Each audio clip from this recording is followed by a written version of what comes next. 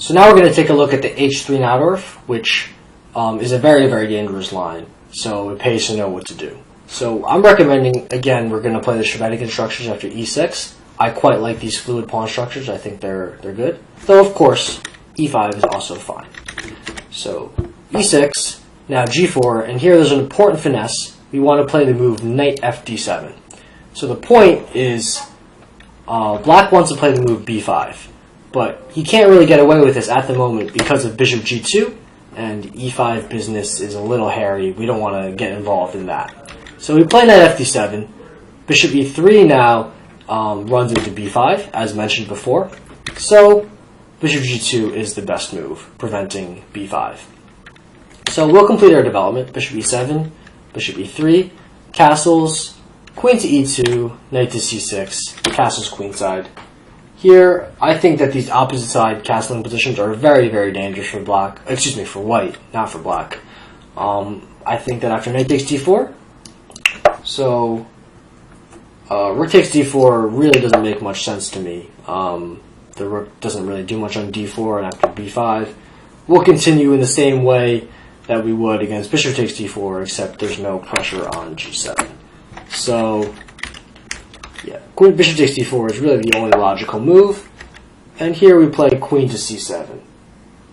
So we can't play b5 right away, again, because of e5, which is quite irksome. So we play queen c7, f4, and then we play rook b8. So white can try moves like g5 and h4, but if you take a look at the file, you'll see that after b5, black's attack simply comes first. b4, takes, and then g5. I mean, there are some sidelines that, or different moves that white can try. They're all analyzed in the PGM file that will accompany this video. But just so we can take a look at the main line, we'll see that black's pressure on the queen side and in the center really comes before white's attack on the king side. So bishop b7, f5 we can just play e5, no big deal. Bishop f2, and then we play rook to b8. Of course, we're really bearing down, guns blazing on the b2 square. This is going to get a little unpleasant for white, to say the least. So bishop a8 is threatened, and really I think it's clear to see that, for example, in the sample line after a5, this is going to get very, very unpleasant for white very, very quickly. So a4 is coming, and yeah, I would not want to be white in this position. So that pretty much sums up the h3 Naudorf. After bishop e3, b5, pretty much the only way for white to try to avoid putting the bishop on g2 and maybe getting a quick attack instead is comfortably met by, so b5, a3 is pretty much forced, otherwise b4 is going to come, bishop b7, and if white tries to get some quick attack with g5, we'll just play knight b6, we'll play knight d7, rook c8, and black is going to get some very quick pressure in the center and on the queen side. So for instance, let's say queen to g4, we can just play knight d7, and then after castles, let's say knight to e5, queen to g3, and knight to c4. I think it's clear to see that this position is not going to be fun for white to play. Black has very good pressure around the white king, and his pieces are perfectly placed. You can take a look at some more lines in the PGM file that will accompany this variation, but in my opinion, h3 is no longer a very serious try because of this knight fd7 move. So now we're going to take a look at the g3 Sicilian, which I think is best met by the Schervettigen. Of course, e5 is also a good move, but I see no reason to learn a new type of position, a new type of pawn structure, when e6 is perfectly viable. So bishop g2. Here it's important to know to not play knight c6, because after takes, e5, this pawn structure is pretty poor for you. There's simply a weakness here, and there's no real way to compensate for that weakness. So instead of knight c6, we play queen c7 first. Let's say white plays bishop e3, and now we can play bishop to d7, and we're going to play knight c6 next. So say castles, castles, knight to c6. Rook e1 is often played just to support the center. We'll play bishop e7, and I think that this is very similar to the typical Shevenikin position, so if they play f4, you can simply castle and play in a similar manner that you would against a Shevenikin, with perhaps knight takes d4, bishop c6, or b5, or e5. As we went over in the Shevenikin video, there are lots of different plans for black to choose from, and it's up to you in these positions to choose the correct one. In my opinion here, I think that e5 is really the way to go. Usually playing in the center always is, but of course b5 is also perfectly fine. Knight takes c4, bishop c6 is also perfectly fine. In fact, in this position, oftentimes knight takes c6 is played by white. Bishop takes c6 and then a4. So you can get without the pawn of f4. I apologize. Knight takes c6 is often played. Takes a4, castles. You can reach a position like this, which is pretty normal. White might play f4 here, but he's not restricted himself to such moves.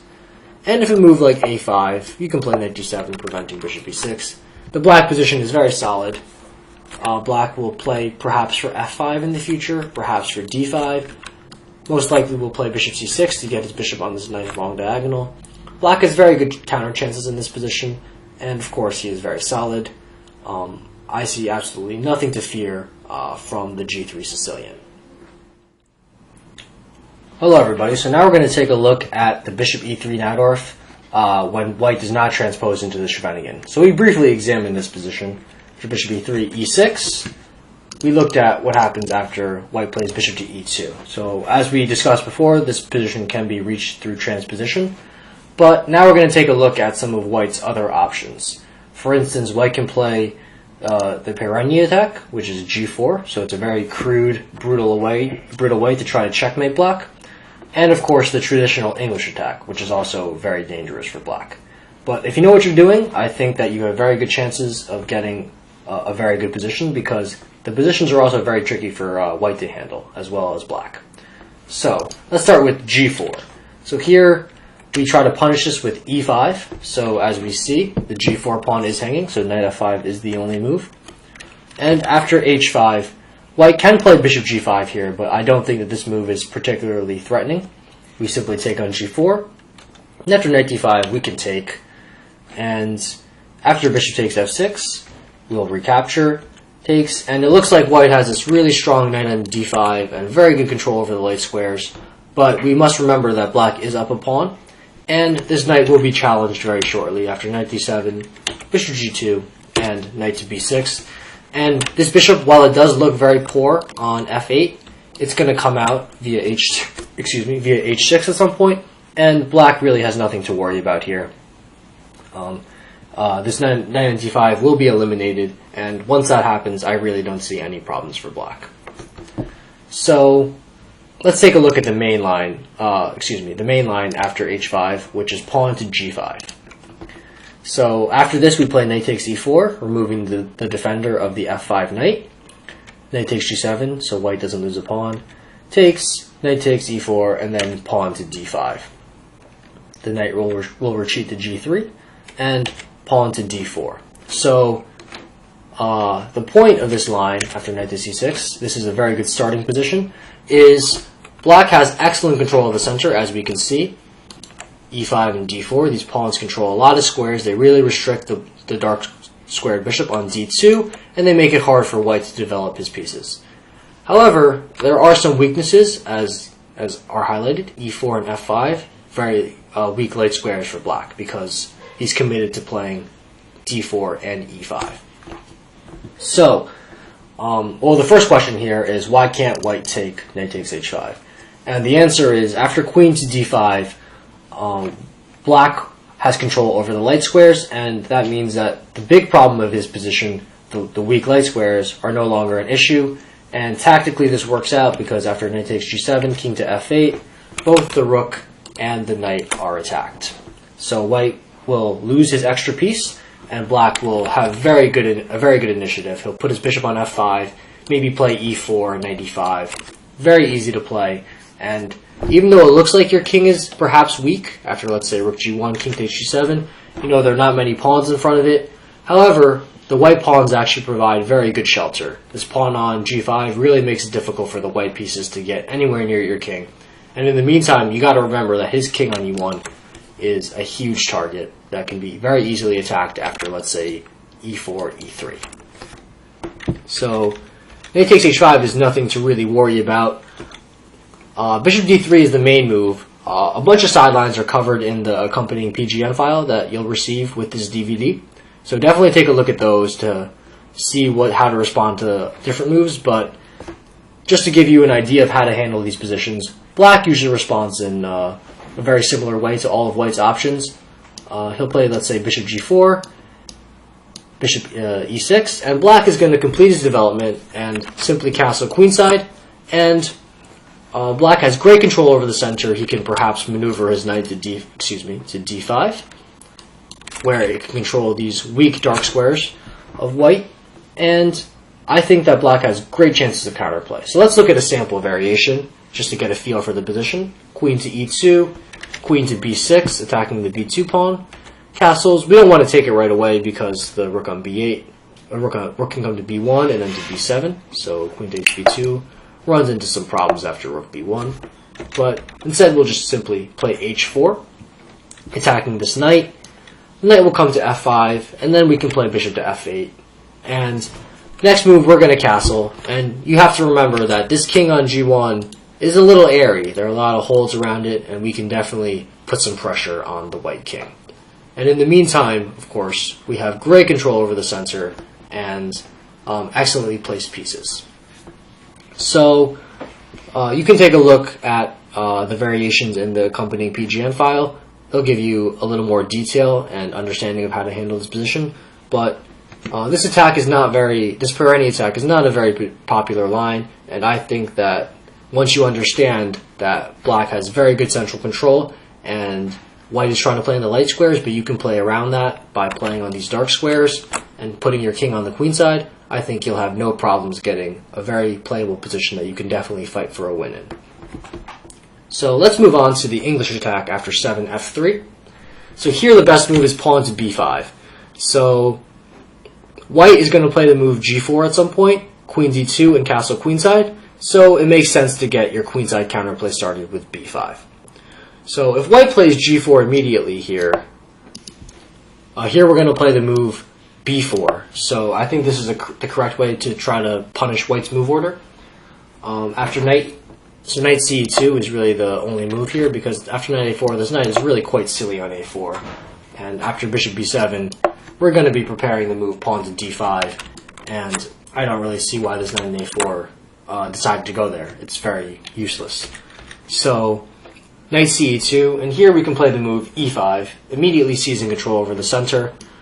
Now, if white simply retreats his knight to b3, there's a very important move, pawn to h6, preventing g5. And next move, we'll play d5, as is traditional in these structures. And black has excellent control over the center and a very good position. So knight to f5 is really the only way for white to try to get some activity. But after knight to f5, we can play pawn to d5 anyway. And after g5, we'll play the move knight to h5. And this knight in f5 is not going to be able to remain here because of all the pressure in the center. And black is going to get great central control, and he has a very fine position here. So the main line instead of g4 is queen d2. After queen d2, we develop our knight. We play knight bd7. And after g4, white wants to play the move g5 and try to misplace our knight on h5. So we're going to play knight b6, so our knight can always drop back to the very comfortable d7 square. So here, white can play either a4 or white can castle queenside. Castling queenside in these sort of positions, in general, is not a very good idea. And the computer won't tell you this, so this is something that your opponents might do just because the computer recommends castling, not understanding really what's going on in this position.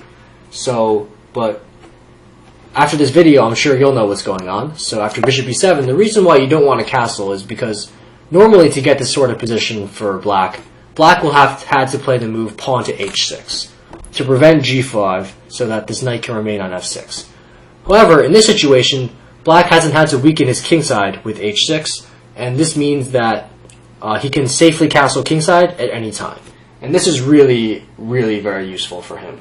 So for instance, if white plays queen to f2, maybe threatening knight takes e6 and then taking on b6 with the bishop, we'll simply hop back with knight to d7, and we'll continue with the very traditional Najdorf attack with rook c8, threatening rook takes c3, which almost always is good if you can open up the opponent's king after b takes c3.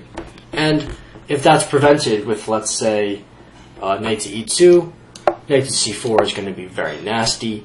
And just a sample line to see what happens if white allows the sacrifice, we'll just simply take, play queen c7, and here we can just simply complete our development with bishop e7, we'll castle, and now we see why having h6 in would have been a really serious problem, because if we're not able to castle in this position, this rook on h8 can't get into the game, and that can be a serious problem. But now that there's no weaknesses on our king side, castling is possible, and I believe black is almost better in this position. Definitely practically his position is much easier to play, and white's king is in for a rough ride. So basically, after castling queenside, if h6 hasn't been played, this is almost always good for black. So that's why a4 I think is a critical test. And here we play the move knight to c4. So white pretty much has to take on c4. We'll take back. And here there are several different moves. g5 is quite interesting, but a5 is definitely the main line. So let's take a look at g5 first. We drop our knight back to d7, and white continues forward with his attack with f4. However, we notice that a4 has been played, so castling queenside is not going to be easy for white to achieve. So we don't have to be too worried about our king getting too opened up, because white runs the risk of opening his own king up in the process. So after f4, we'll put our knight in c5, controlling the center. And after f5, we'll complete our development with bishop b7. And now, if white plays queen to g2, we can even consider the move e5. With the same idea as before, this e4 pawn is quite weak. And after knight e2, let's just say, completing our development, with queen to b6, attacking this pawn here. Our king is actually relatively safe in the center because the center is so closed, and white is going to have some problems with all his weak pawns, and the weaknesses he's created by shoving all his pawns forward and leaving all this space behind them. So g5 is a very interesting attempt, and the position is definitely very dynamic, but I believe that a5 is the main line for a reason, and the idea is actually to target this pawn on c4 after rook a4. So after a5, and also to open up the a4 square for the knight potentially to come into b6 to target this pawn even further. So after a5, we'll develop our pieces, and after knight a4, to play knight b6, d5 is a very strong move. We need to react before white just simply wins a pawn for free. And d5 is the best way to do it, and after the very natural knight b6, there's a very strong novelty in this position. D takes e4. So this is a very, very strong exchange sacrifice, and I think that black, in fact, just gets full compensation and a very, very easy position to play after this. And we can look at some sample variations. For instance, after knight takes a8, we'll recapture. And if he takes on e4, of course, knight takes e4 is going to be pretty devastating. And we see this bishop has its focus on this rook on h1, so that's going to be very problematic for black. And if f4, we can simply take on g4. And black has 2 pawns for the exchange, 2 bishops, a very safe king. Meanwhile, white's king is never going to find safe haven because of all the weaknesses he's created around his king side and his queen side. So, to wrap up, it's very important to know this knight b6 move, so that this knight can retreat to d7 without playing the move h6, which is very weakening. And after castle's queenside, it's important to be familiar with the traditional plans in this position of playing bishop b7, rook c8, b4, and then continuing with the attack. Of course, knight c4 is always an idea. Of course, d5 is also always an idea. These are very typical ideas that you need to know. And in general, it's important to know that these positions are bad for white, even though the computer doesn't realize it, which is very good to know because a lot of people only prepare with computers these days, and it takes a human touch to familiarize yourself with these sort of positions and understand why castling queenside is a bad idea for white. If your opponent is clever, he'll play a4, after which knight c4 takes a5.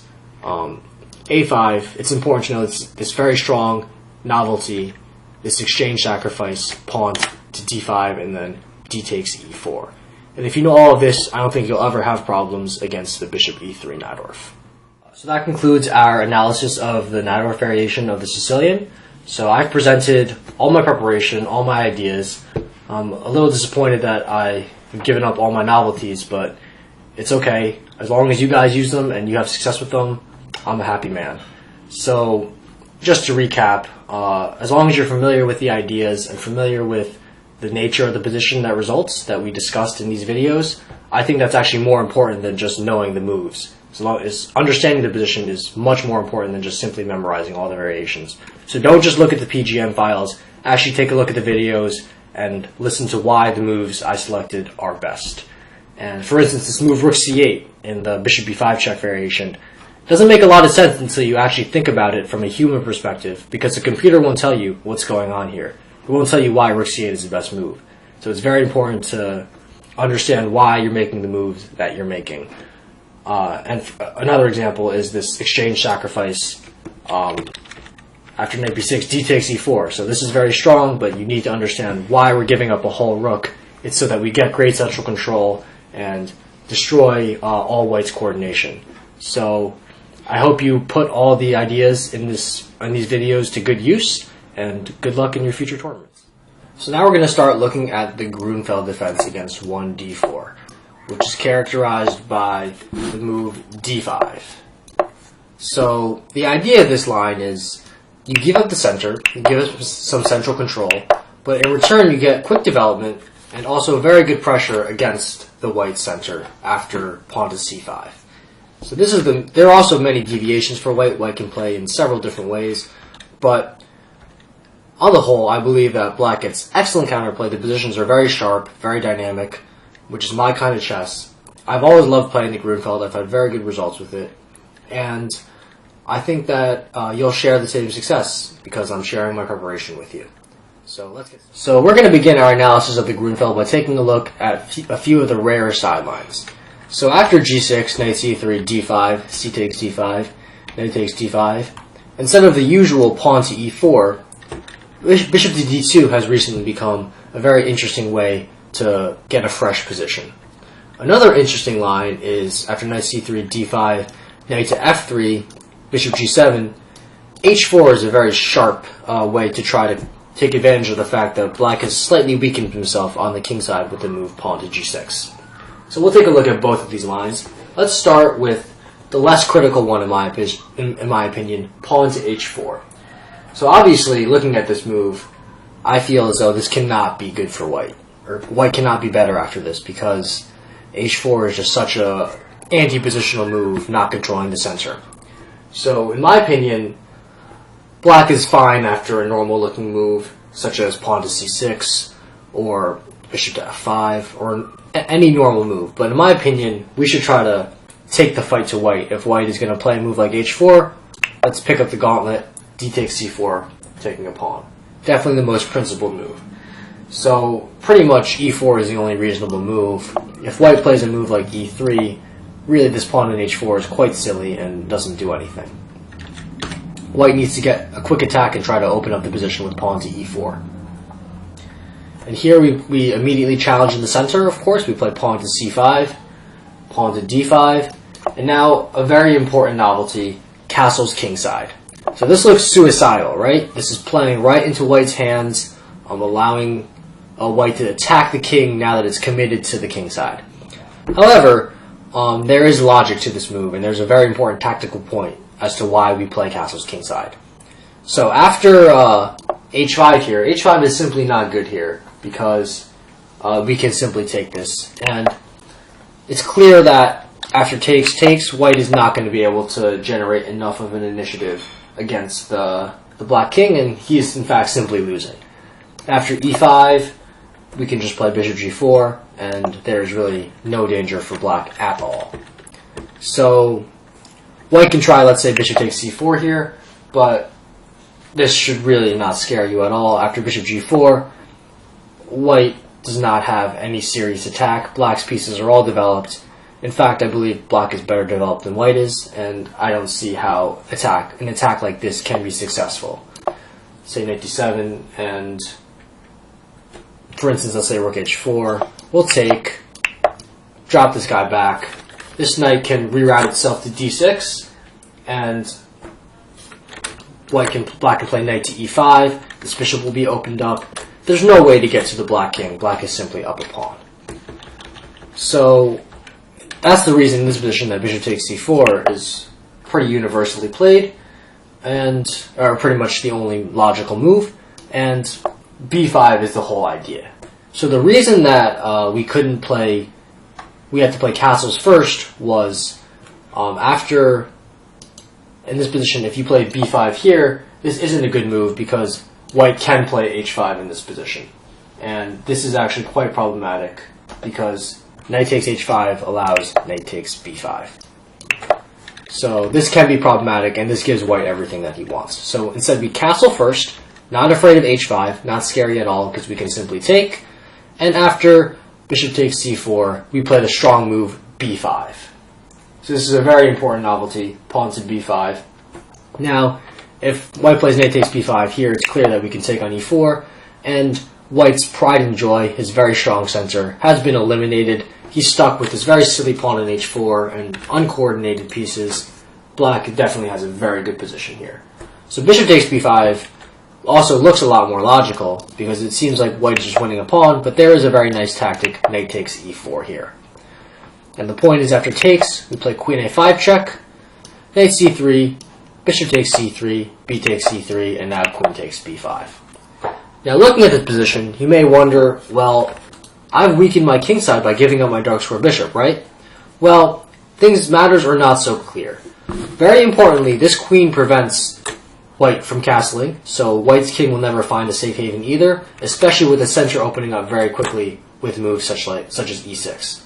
Also, just having a dark square bishop isn't enough to checkmate me on the g7 square. The queen needs to get into the game, the rook needs to get into the game, and to do that takes a lot of time, and it's really not easy at all for white to get all his pieces into the game. Especially since black is going to generate very quick counterplay against the king on e1. So, in this position, I feel like h5 is the most natural move. For instance, if white tries to trade queens with queen to b3, we don't even have to exchange right away. We can actually play bishop a6. This is the most accurate move, and this endgame is absolutely poisonless for black. Black has no problems here. White actually has some weaknesses, and I think black is doing very well. So h5 is a critical test, trying to checkmate black and bring the rook on h1 into the game. But this is very time consuming, and we can play the move queen to c4. So this queen can now hop over to the king side if need be and protect the black king. H takes g6, h takes g6, and now if we move like queen d2, protecting the c3 pawn, we can play bishop to a6, and there's really absolutely nothing to worry about here. Queen to e3 is simply met by queen takes d5, and this is a draw by repetition. White doesn't have anything better than this. If you're looking to avoid a draw by repetition, this line is very difficult to. It's very difficult in this line to avoid that if white really desires a draw. But if you think about it, a white player who plays 4h4 or 5h4, excuse me, is not really looking to make a draw in 20 moves by repetition. If you're really concerned about your opponent playing for a draw, you can choose, for instance, in this position, instead of d takes c4, you can choose to move pawn to c6, which is very reasonable as well. But in my opinion, after bishop takes c4, bishop takes b5. Black has several different good ways of playing. Here, even after queen d2, bishop g4 is also possible, which does unfortunately allow a draw by perpetual check after this, which will lead to perpetual check. But if your biggest problem is black, is white can occasionally force a draw if he really wants it, I'd say that opening has been a success. So just remember this very important novelty, castles, which looks almost suicidal, but is actually the strongest move. And after bishop takes c4, the very strong move b5. And once you know this, you'll have absolutely no problems here as black. And of course, if white tries to win instead of going for a repetition, I think that his position is simply bad, and black is very likely to simply just be better. So let's take a look at a slightly more serious move. Bishop to d2. So I've actually played this way as white when I play d4, and I think it's actually a quite interesting line. Black really has to know what he's doing, or he can very quickly end up worse. The idea is white doesn't want to take back with the b-pawn when he plays e4. He wants to take back with the bishop. And of course this bishop will be very well placed on this long diagonal, and putting pressure on white's center will get a little more difficult because c5 always runs into opening up this bishop on c3. So what I recommend doing is after bishop g7, e4, you can play the move knight to b6. I like this move a lot. Knight takes c3, of course, is also possible, but I prefer playing this way. Now d4 is under pressure, and so bishop e3 is now necessary. We can castle now, and now white can play lots of different moves. h3 is the most common to prepare knight f3, so bishop g4 doesn't hit you. But let's say a move like bishop b5 is played, so this is also a very common idea. And here actually, the idea of bishop b5 is to get an improved version of the bishop e2 line. Because after bishop b5, if black plays a6, bishop e2, now this knight hanging on b6 can be a problem in future lines. For instance, if you try to get c5 in, this knight hanging can be a bit of an issue. So instead of that, we immediately try to occupy the c4 square with the knight with bishop to e6. And after knight to f3, very strong move, we play bishop to g4. This is a very clever move, and this is actually the only move to maintain equality, and we transpose back into a line that we'll examine after bishop to e2. After knight to f3, excuse me. We'll take, and then play knight to c6, and we'll examine this position a little bit later. So instead of bishop b5, if bishop e2, we play the move knight to c6, oh, excuse me, not here, bishop e2 here, knight to c6, and after d5, knight to e5, we get the traditional Grunfeld counterplay in the center. We're going to challenge the center with either e6 or c6. This knight is going to hop into c4. Black has a very good position. If bishop to d4, there's actually a very strong novelty, this pawn sacrifice pawn to c5, and after bishop takes c5, we just continue with putting pressure on this long diagonal, and black has a very good compensation for his missing pawn. In fact, he wins it back almost immediately. And this wild position, you can take a little look at it in a little more detail in the PGN file. Black is doing fine, and just the idea of c5 is a very strong novelty and will most likely surprise your opponent. I think that black has a very good position after this. So instead of h3, if knight to f3, as promised, we'll analyze the position. Bishop to e2 takes on f3, and in this position,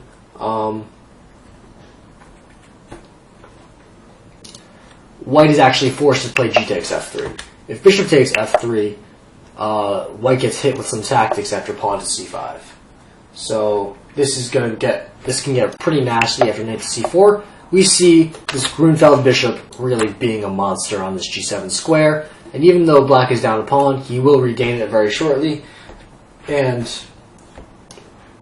here takes. I think bishop c1 is pretty much white's only move. And after knight to d7, the knight will come to c5. Black has phenomenal activity and a much better endgame. So g takes f3 is forced, and after this, we can play e6, preparing knight to c6. And if white tries to attack you on the king side, you just play knight c6, attacking d4, e5, and we can just complete our development with queen e7, perhaps bring the rook to d8. White has the two bishops, but if you look at this bishop, you can tell that the position is very closed, hemmed in by its own pawns. White does not really have an attack on the black king because, I mean, white is going to have to defend the center, which is going to open up very shortly. The rook is coming to d8 to put pressure. Black has a fine game here. So that brings us to the main line, pawn to h3, which is, in my opinion, the most challenging move. And we meet this with pawn to e5, immediately challenging the center. If white doesn't play d5, which is the best move, if he plays a move like knight f3, this really gives black everything he wants. We just take, his bishop is opened up, really no problems at all. Say bishop takes d4 to exchange off the strong bishops, but after knight c6, takes, there really are no issues at all for black here. His pieces are all developed, and his king is safe. Absolutely no issues. So d5 is really the critical test, and immediately we challenge in the center with c6. And here in this position, people who just use their computer to analyze their openings will think that after queen b3, white has a big advantage. However, this is just simply untrue, and we'll understand why. After takes, knight to a6. Basically, our idea is we want to meet knight f3, let's say knight f3, with e4, and then knight to c5. So this is actually a very strong exchange sacrifice. So if we look at this position, so of course this exchange sacrifice isn't necessary, but it's extremely strong. Takes, bishop takes. So obviously black has compensation. White cannot castle and can't really move his bishop right away because the queen takes g2. And if knight takes e4, the most natural move, queen to e5, and white is running into some serious trouble. In fact, I believe he's going to lose his knight back, and black obviously has a great position here. This exchange sacrifice is very important to know. This idea will crop up again and again, and you have to realize that the computer initially evaluates this position very highly for white because white is up material. But as it goes deeper, it understands that white cannot develop his pieces, and this is going to be a huge problem for him. So this is another example of computer analysis really failing people who just simply use their computer to analyze everything. So, for instance, this exchange sacrifice will crop up again after, let's say, rook d1. Black develops, then f3, we can play the same way. e4, and of course if knight takes e4, forgot to mention this previously, but obviously this is not going to be good for black at all. Probably queen e7 is also quite strong. Just this is not going to end well. So if knight f3, e4, knight g5, excuse me, in this line, e4, knight g5, oops, apologize, knight g5, knight c5, again, same idea, bishop takes c5, queen takes g5, bishop takes f8, is, again, very dangerous after bishop takes f8. And, again, same problem. The nature of the position hasn't changed. White cannot develop his pieces. So, in short, this bishop d2 line, I believe, is more challenging than h4. So to recap, h4, just remember, this move castles, not afraid of h5, because the knight takes h5, this is perfectly fine for you.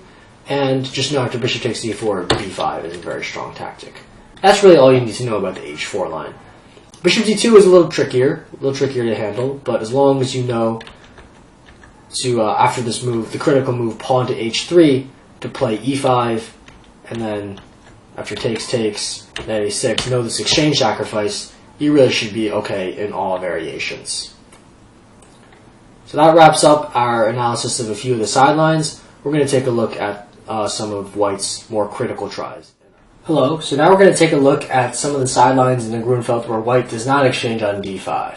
And therefore we don't get our typical Grunfeld position where we take on c3 and then play c5. like this, we don't get these sort of positions. So white has really three options in avoiding capturing on d5. White can play bishop g5 and e3. So we'll cover bishop g5 and e3 in this video, and bishop f4, which is the most popular way to avoid taking on d5, we'll cover in a separate video.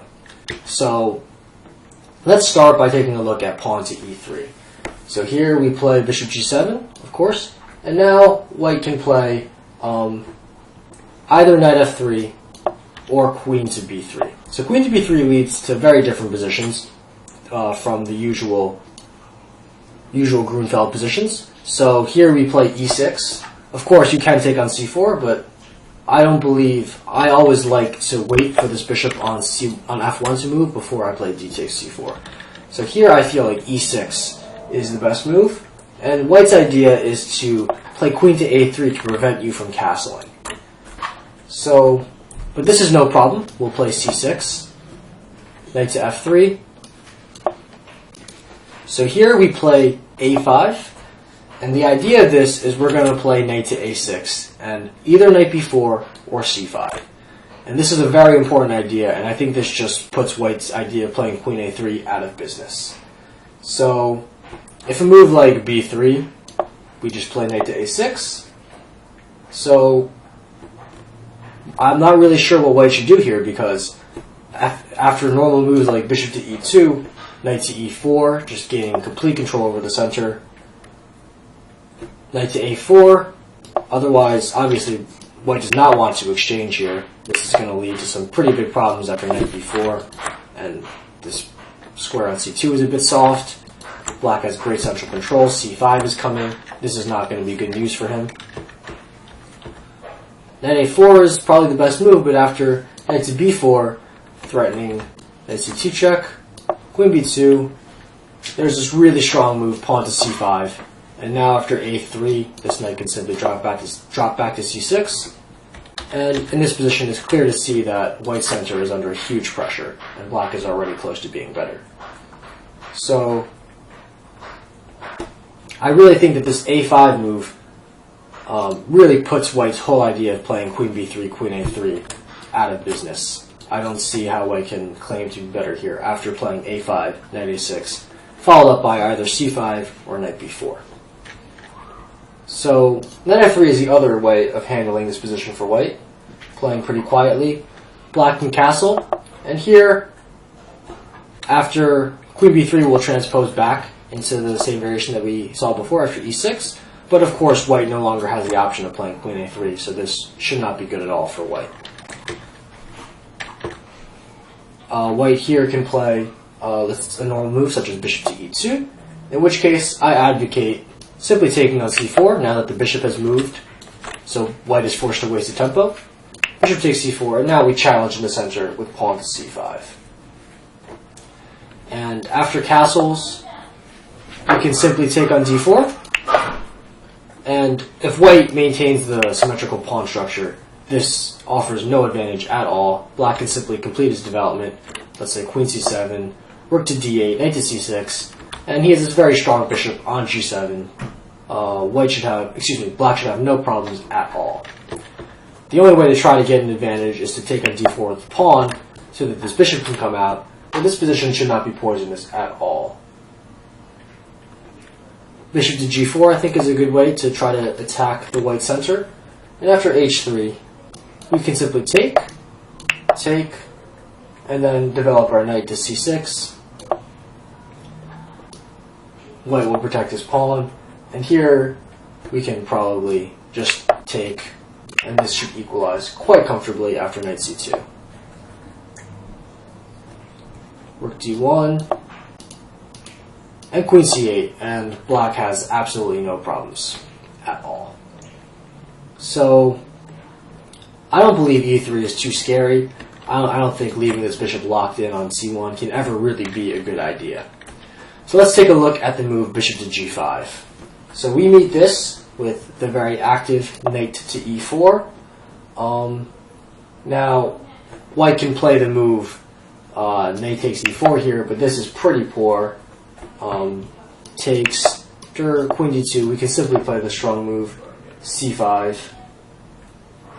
And after d5, bishop g7. This bishop is an absolute monster, as it usually is in the Grunfeld, and we can follow a game between Grandmaster Robert Hess and International Master Elie Vovsha, which continued as such, and very quickly Vovsha won a very nice game simply by just developing and then playing bishop d7 and just attacking the white king. And clearly this bishop on g7 is such a strong piece that I don't really see how white can resist this attack.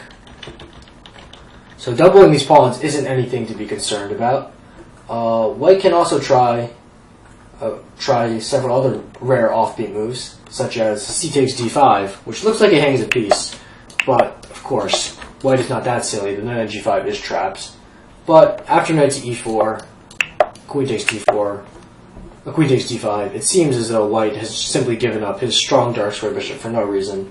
And after knight c3, queen a5, h5, bishop g7, black should have a very, very comfortable game. So a more serious alternative is the move bishop to f4, which also should not trouble you. After bishop to f4, we'll just take on c3, takes, and bishop to g7. After knight f3, we can immediately challenge in the center with pawn to c5. And after castles, after e3 castles, takes, queen takes, black has a very comfortable game. Bishop e2, we'll just take on d4, takes, and then play knight c6, castles, normal development, bishop f5. Black can always consider playing the move pawn to e5.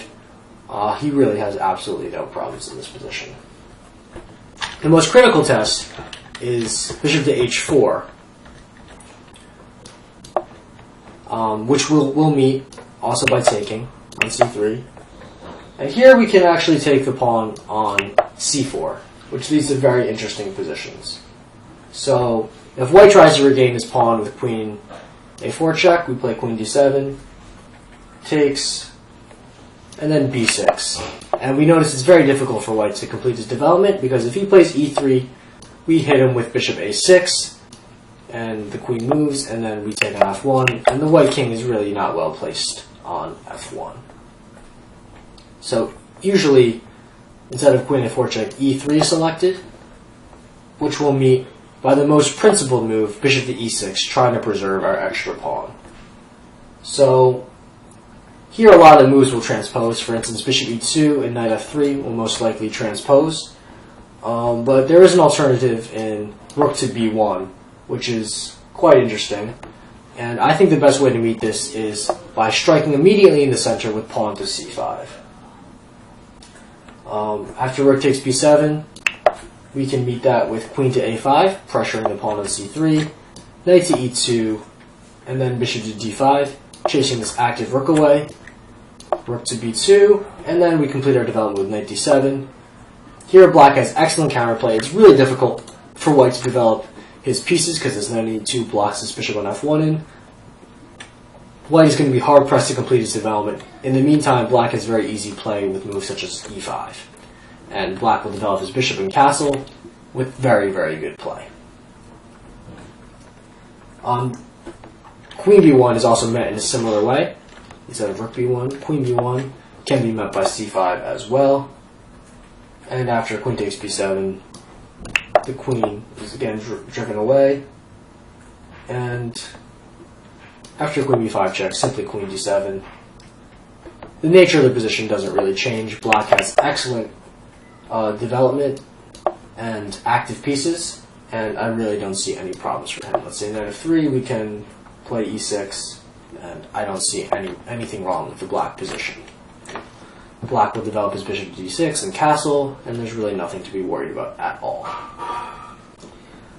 Okay, so, excuse me.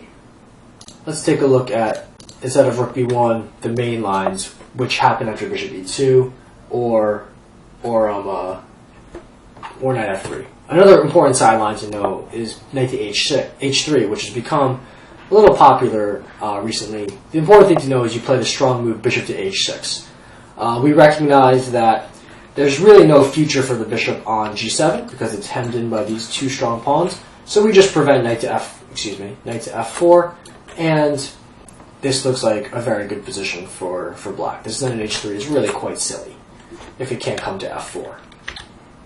So let's look at bishop e2, the main line. We can play bishop to g7, simple development, knight to f3, and now knight to d7. So here, if white plays knight to g5, we can play bishop d5. This is nothing to be concerned about. After e4, as long as you know this move, pawn to h6, e takes d5, you take on g5, bishop takes g5, and now knight to b6. We're going to win this pawn. And remember, before this, we were up a pawn, so in the resulting complications, black is material ahead. And bishop f3, knight takes d5, or maybe more accurate, perhaps, is queen d6 first. There's no reason to actually take this pawn right away, and black is going to castle queenside with good counterplay. So this position can be analyzed a little more deeply. In our PGN file, you'll see the analysis there. Instead, if white castles after bishop e2, instead of knight g5, bishop d7, if white castles, black follows suit. He plays knight to b6, developing his pieces and protecting the c4 pawn. And if a4, this is never really too scary because black can play a5 and target this weak a4 pawn. And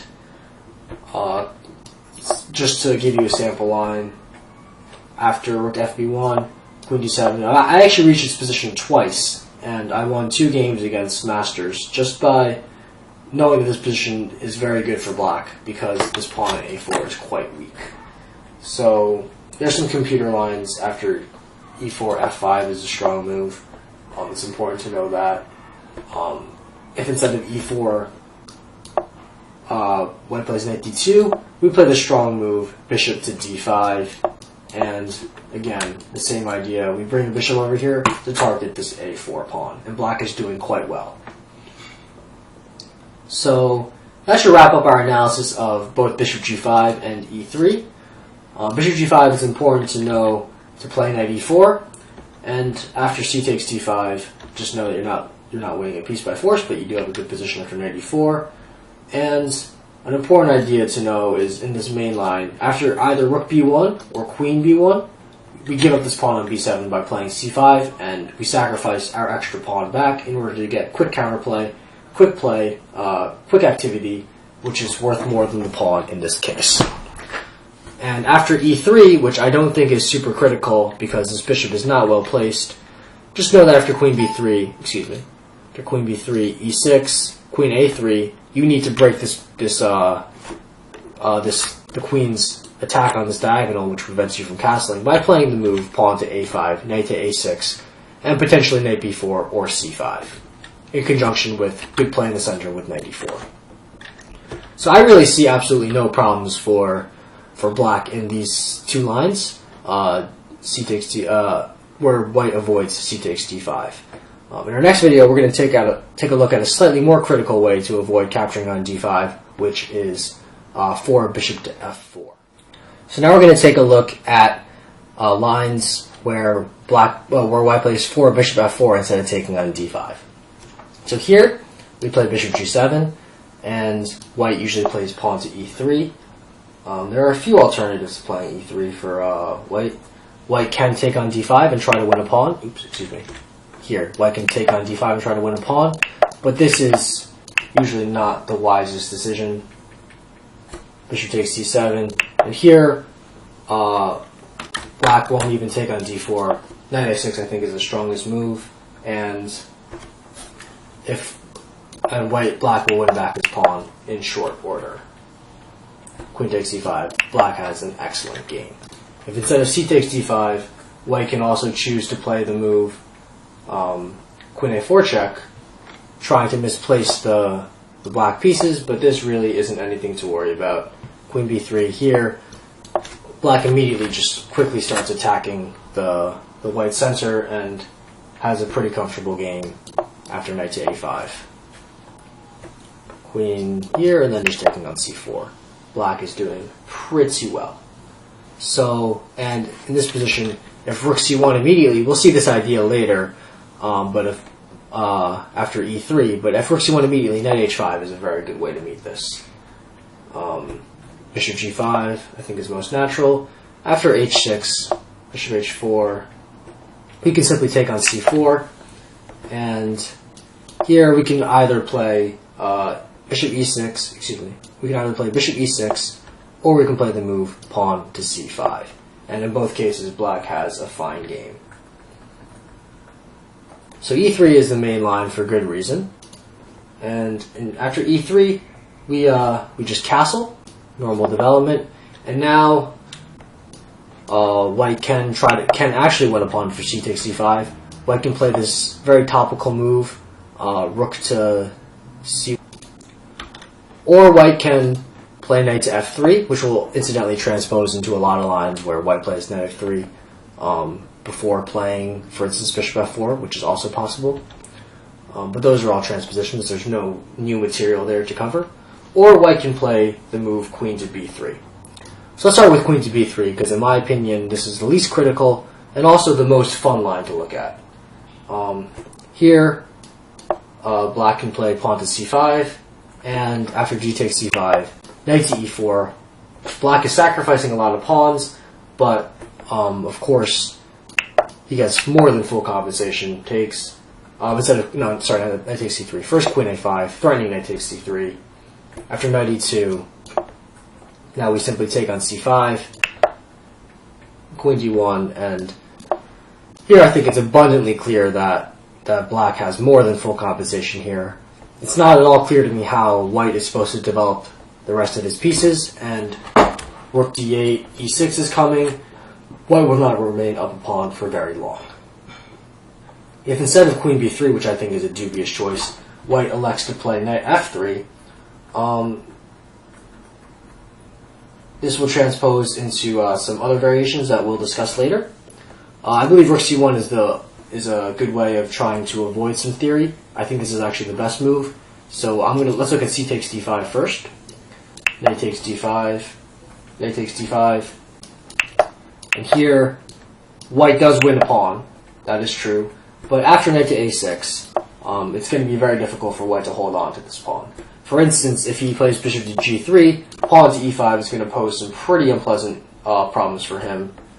D takes e5, queen a5 check, queen d2, and let's say knight to b4. Rook c1 is met comfortably by rook d8, and here it's very clear that white is having problems dealing with black's tremendous activity. So usually white takes on a6, bishop takes a6, and here b takes a6 is possible, but I believe the strongest move is queen takes g2. Queen f3 in this endgame is perfectly fine for black. Takes, let's say rook to c1, and here I think the simplest is just to prevent any incursions of the white pieces into e5 with pawn to f6, and we're going to complete our development with rook f7, and we'll have a very comfortable game. The bishop is going to drop back to f8, and will come out through this diagonal. So that's c takes d5. Let's take a look at the most critical move, rook c1. So the idea of this move is to put some pressure along this file with the rook without immediately committing to taking on d5. And here the strongest move is bishop to e6. This is a very, very clever move. The idea is, first of all, if white takes, we take back, takes. First of all, this a2 pawn is hanging, so white can't even win a pawn. And if b3, we just play queen a5 check. Nothing to worry about here. This position is just completely equal. So white cannot take on d5 immediately, but the move queen b3 was thought to be very good for white. And the reason why this move bishop e6 was not considered to be particularly good, but it's been found that black has this very strong move, pawn to c5, immediately striking in the center and taking advantage of his lead in development. And if queen takes b7, this move queen b6 is extremely strong. So if queen takes a8, black does not actually lose a rook. He will regain his material like this. And I think black is just simply better here. Even though white has 2 rooks and a pawn for the queen, if you compare the development, it's clear that white is going to be losing some of his pawns back, probably more, and his king is very, very exposed in the center. The position is just simply bad for white. And after queen takes b6, takes, true, black is down a pawn, but he will regain it, probably with compensation, or with return on his investment. For instance, in knight c3, we simply capture on c4, we've won our pawn back. Takes, takes, move like knight g5, we can simply play bishop d5. And it's clear that white is really struggling to develop the rest of his pieces, and there are absolutely no problems at all for black in this position. So if white plays a move knight to f3, pretty much at any point, we're going to meet that move with pawn to c5.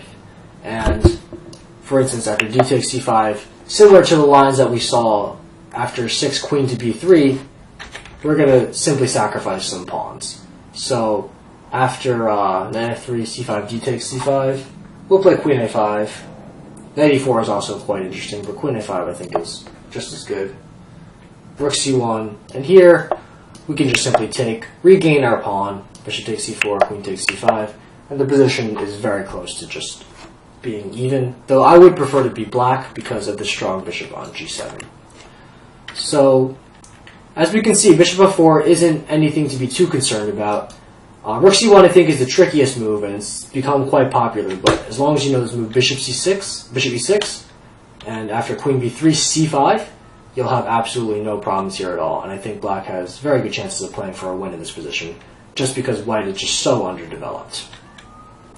So I think you should be confident against any sidelines where white elects not to take on d5. So in our next videos, we're going to be examining what to do if white does take on d5. So now we're going to take a look at the Russian system, which is characterized by this move, queen to b3. And at first, I was actually going to recommend my line with knight to a6. However, I was playing this for several years with good success. Unfortunately, I did discover a hole, and that hole was played by Anand against Carlsen in their World Championship match. And it involves, after bishop e2, c5, d5, there was a maneuver that he played with bishop g5, provoking h6, and then bishop to e3, creating a weakness on h6. And I believe there, black is indeed worse. So I can no longer recommend this move knight to a6. However, luckily, I did have a backup line, which I believe is equally viable to some of the alternatives, such as the main line, the Hungarian after a6, and some move bishop g4, and the move knight to d7. All logical moves. All have been played before, and knight to c6. I believe my move of bishop e6, very rare, is just as viable as all of the other main lines. And the idea is after the very natural d5, we simply drop our bishop back to c8, and we're going to challenge the center with e6 or c6. And we're arguing that spending 2 whole tempos is okay because white's queen on c4 has clearly wasted a lot of time and will have to retreat somewhere to justify, the queen is exposed, it has to retreat. So this justifies our waste of time with bishop e6, bishop to c8. So before we analyze this position, let's take a look at some of white's alternatives to d5.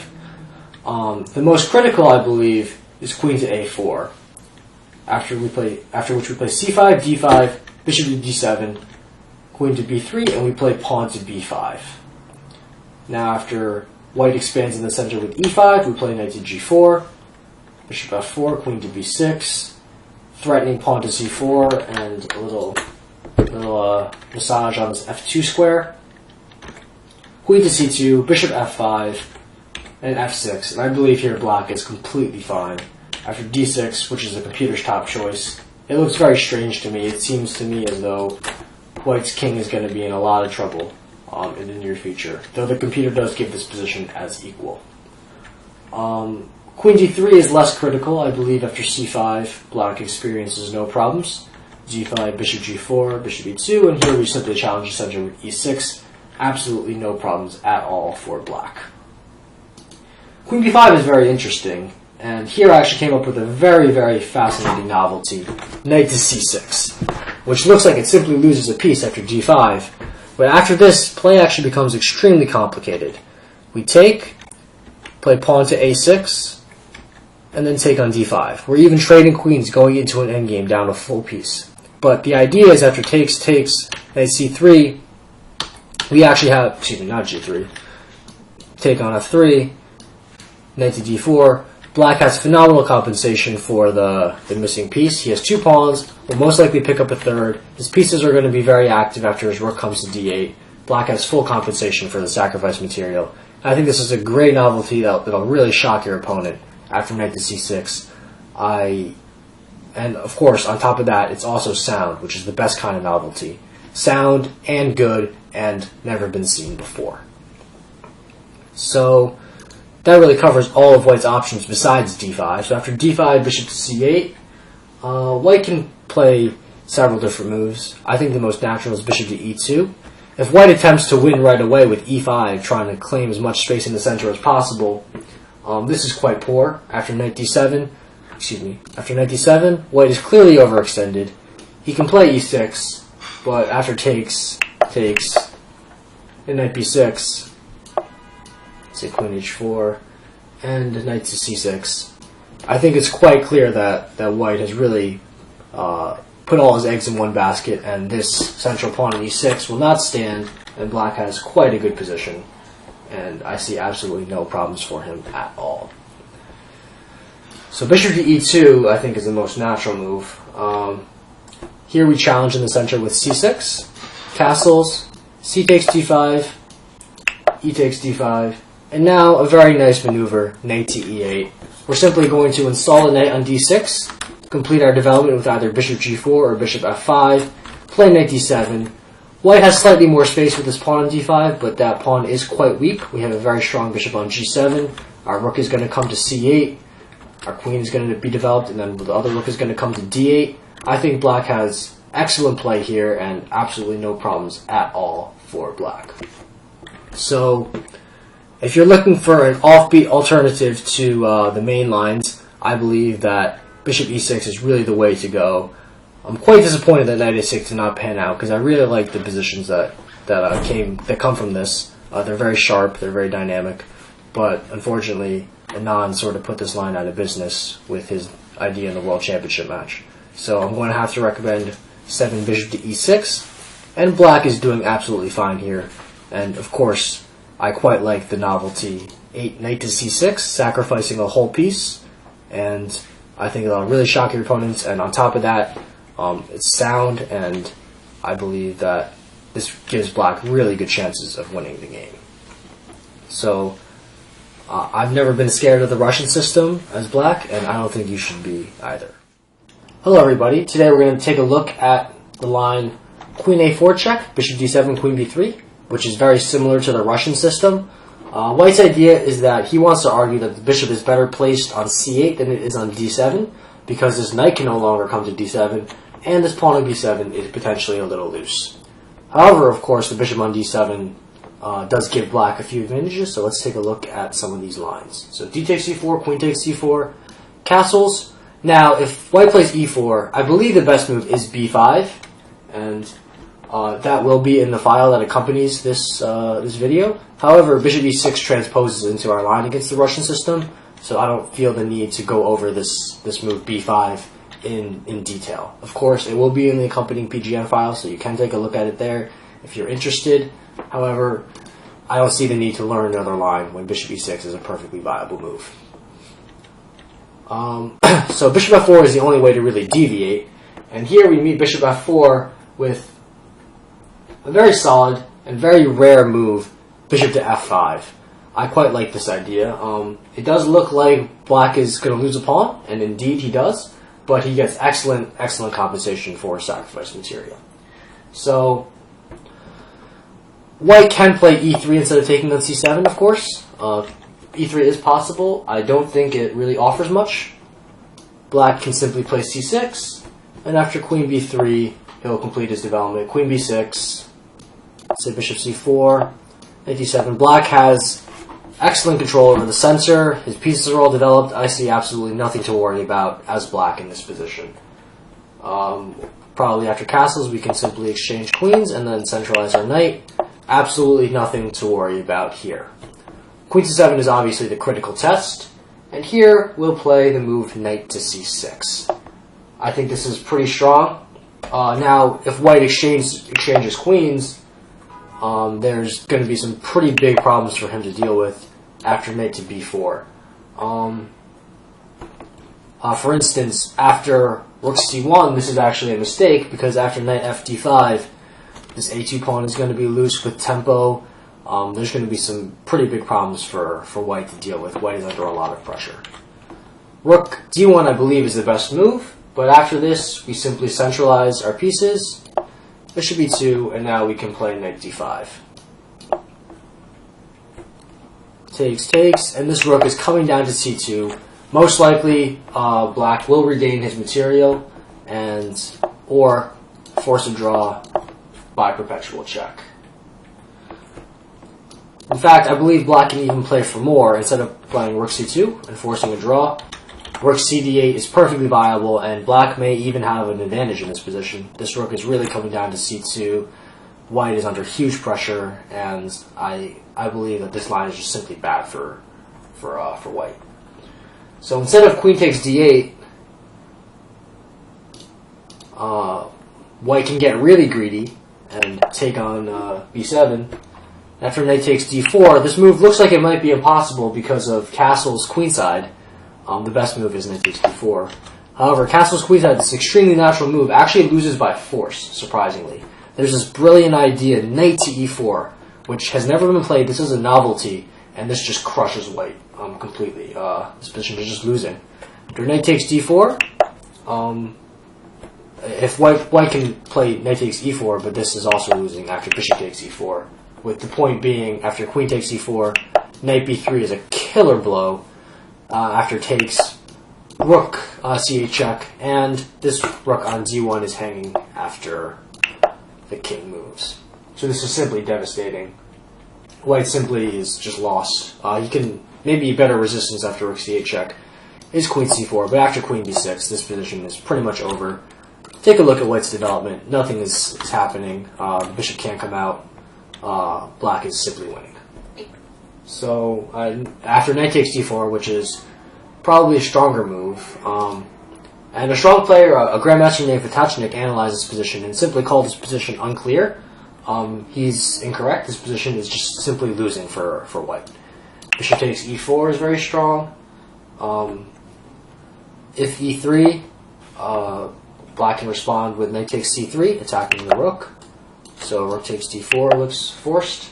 And after queen a5, the black attack will crash through. Black is completely winning.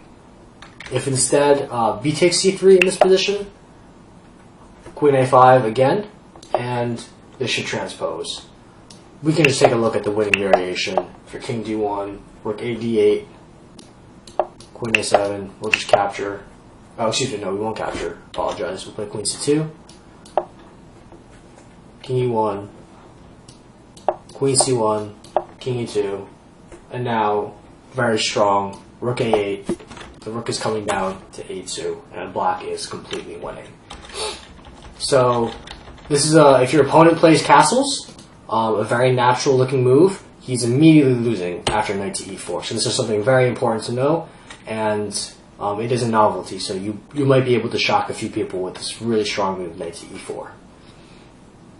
So that's queen takes c7. I don't think it's particularly. Excuse me, that's castles. I don't think you'll get this on the board simply because it's so early in the game and it is the opening. However, it's really good to know, and if your opponent is unprepared, you can shock him. Now, knight takes d4 is the main move.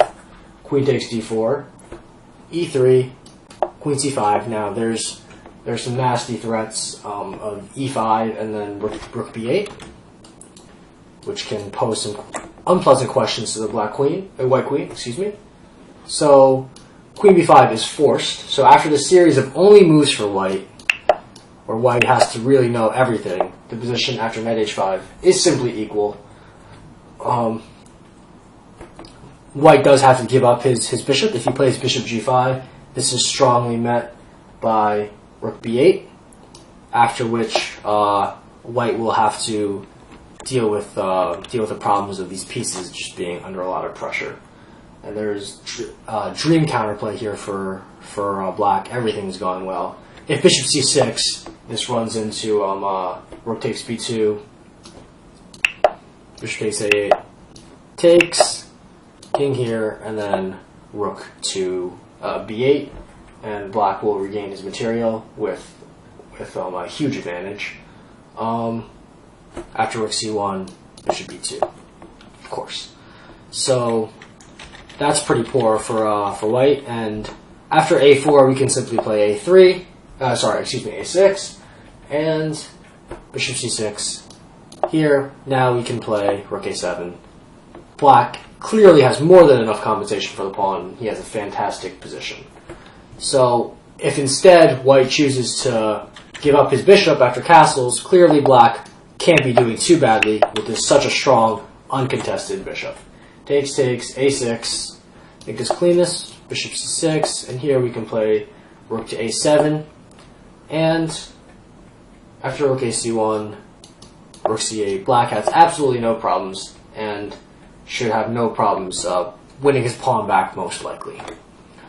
So that's queen takes e7, nothing to be worried about. e3 is nothing to really be worried about. So, and of course after e4, b5 is a strong move, but of course we can transpose into our main line after bishop to e6. So this sideline with queen a4 check and queen b3 is interesting, but I don't believe it offers white any way to try to play for an advantage. So now we're going to take a look at some sidelines in the Grunfeld. So, excuse me, not d5, not quite yet. d5, takes. Now there is this move knight to a4, which I in fact have played myself a few times.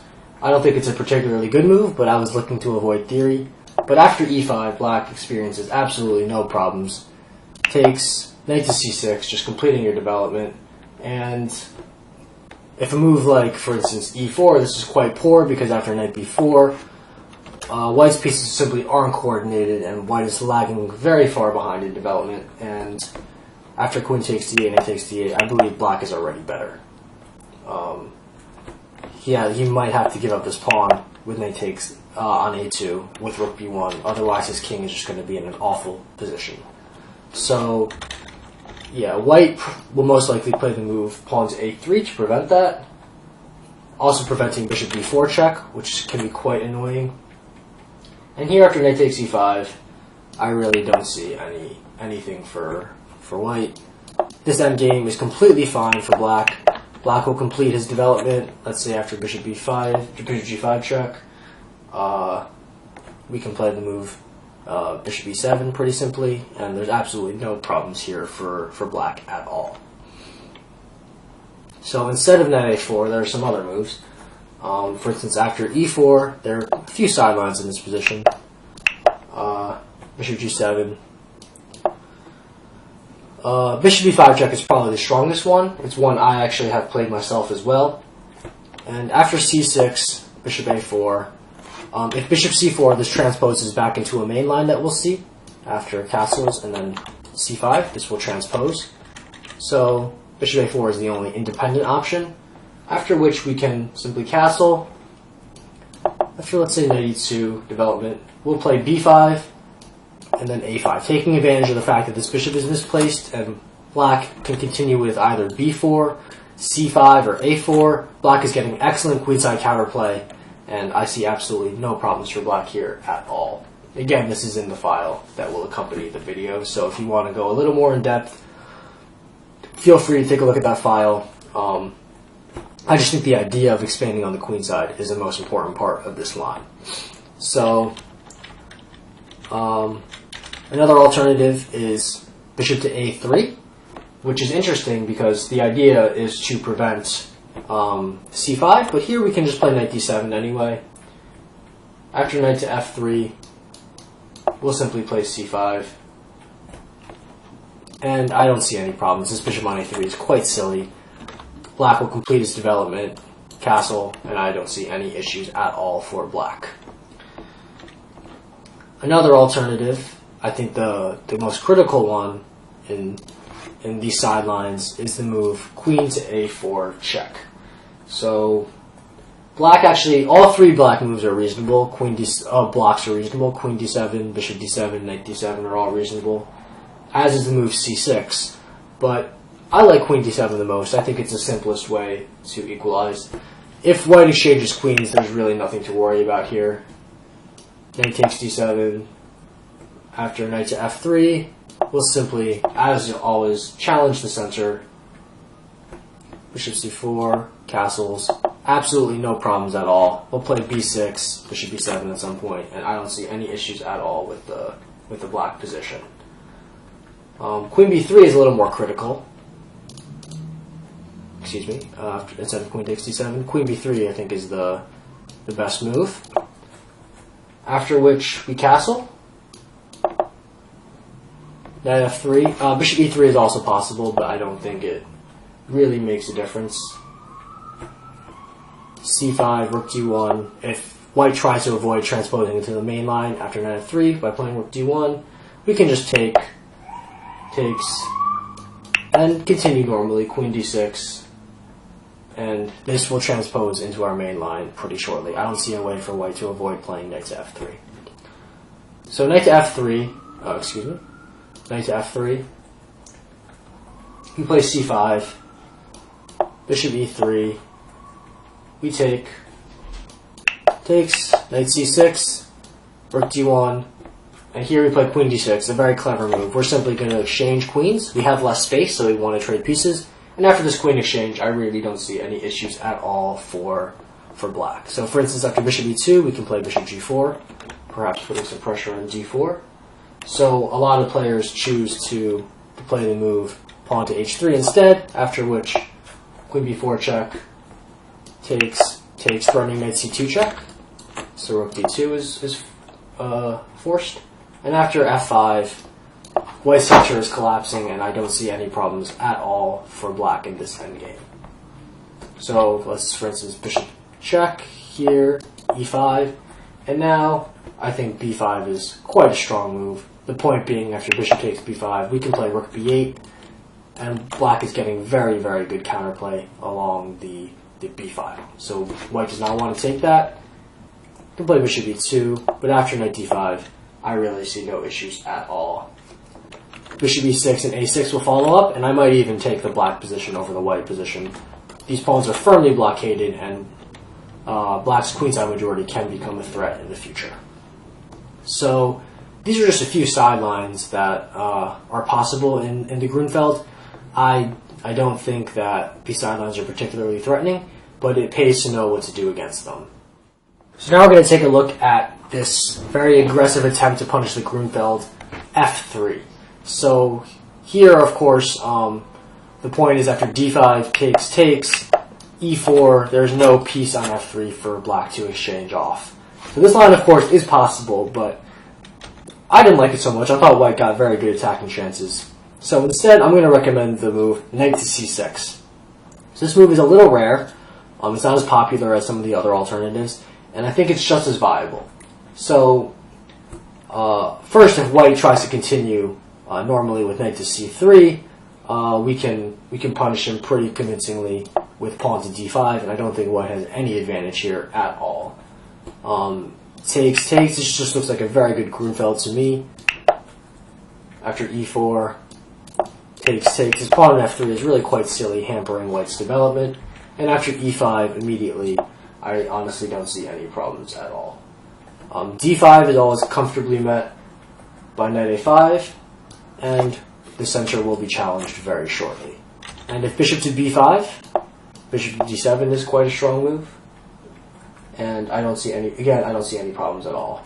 After knight e2, it's a good idea to throw in this move pawn to a6, so that, for instance, if bishop g7 immediately, rook b1 can be quite irksome, because after a6 takes d5, white will win a pawn. So I think it's a good idea to throw in this move a6, bishop a4, bishop g7. Now rook b1 can always be met by the move pawn to b5. And black should have absolutely no problems there. So that's knight c3. I don't think that's a very common move. I don't think it's particularly good. E4 is also another option here, but e4 I don't think is good either. I think after e5, black has no issues at all. If white exchanges here, this is just a very good version of the King's Indian. Black is just up a lot of time. He can even consider putting his bishop on c5 in these positions, but most likely the bishop will go to g7. Black will play d6 and castle, and he just has very good play in the center with a strong centralized knight. If d5, knight d4, of course, this knight is beautifully centralized, and after, let's say, knight e2 challenging the knight, c5 is possible, as is bishop c5. In both cases, I have no preference. I think they're both equally good. Black has a very, very comfortable position. Really, the only serious move in this position is pawn to d5, and this is the critical test. After knight to e4, white will play e4 because this c4 pawn was hanging, so there was a need to protect it. And we'll play d6, knight to c3, bishop g7, and now white will start chasing the black knight away with f4, knight d7. So white has built up a very imposing center, but of course black plans on challenging it with c6 or e6. So in this position, white has two options to choose from. He can either put his knight in f3, or he can put his knight on h3 and then move it to f2. That f3, in my opinion, is not as good. I believe that it's important to put your knight in f2 to protect your slightly overextended center. Knight f3 here, I think black has no issues after castles, bishop d3, and e6. I don't think there should be any problems here. If white lets you take on d5, you'll have very good pressure against the c5 pawn after knight c5, rook e8, bishop g4. Black is 100% okay there. White really has to take on e6. Takes, castles. And now, let's say knight c5, bishop c2, and b6. Black is getting good pressure against his e4 pawn, and I don't think black has any problems here generating counterplay and getting good activity. That's why, in my opinion, knight to h3 is clearly the superior move. Knight to h3, bringing the knight to f2. Castles, bishop e2, and now we play the move knight to b6. So this is a very rare new idea. Usually players have opted to put the knight on c5 to attack this e4 pawn, but with the knight in h3, this really doesn't make much sense because the knight has to come back to f2 anyway to protect it, and the knight in c5 really isn't doing that much. That's why knight b6 is a much better move, and I believe black has absolutely no problems in this position. While after knight c5, I believe white does have an advantage. Knight to f2, pawn to e6, now castles, and here we can simply exchange. Takes, and then we play c6, challenging the center even further. Now, white doesn't really want to allow us to take on d5. If he does, he'll just simply have a weakness there for the entire game. So white will takes, and now after a normal move such as bishop e3, rook e8 is a very good response, putting pressure on e4 and maybe preparing d5. Third move like, say, bishop f3, protecting the pawn. Bishop a6 is very strong. This bishop will come out with very good effect. The knight is hopping into c4, and black has a very good game. If queen d2, which is also a very natural move, I think d5 is a good response, and black clearly has equal control of the center as white. Very good pieces, and I don't see any reason why black should complain in this position. So this concludes our analysis of the f3 Grunfeld. I'm choosing to play in a slightly different way, more in the spirit of a King's Indian than of a Grunfeld, but all the same, the position will become very dynamic, and the ideas are very similar to the Grunfeld. White has overextended himself in the center, and we're going to break it down with pawn breaks to diminish white's control over the center, and argue that white has overexposed himself. Look at all the holes that he's created behind when he's shoved his pawns forward.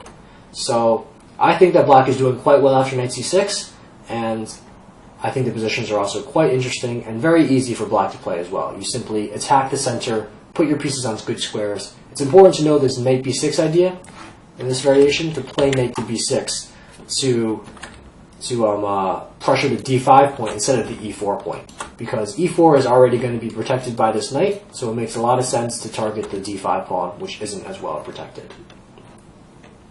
Other than that, I think black's play is pretty self-explanatory, and I think you should feel confident against the f3 Grunfeld. So now we're going to take a look at the g3 Grunfeld. And for a long time, this variation may be uncomfortable because the positions aren't very sharp, and white can often exert a lot of positional pressure against black, and black doesn't get as much counterplay as I would like. So instead of going for the main line with d5, which is a very traditional Grunfeld move, I've actually decided to go for the move pawn to c5, which transposes into the g3 Benoni. Now, I know the Benoni has a pretty bad reputation. It's known as a slightly dubious opening. However, against g3, I think it's a great option, and I'll explain why. Let's first look into the variations where white doesn't play d5 and instead plays knight f3, bishop g7, bishop g2, and refuses to push the pawn to d5.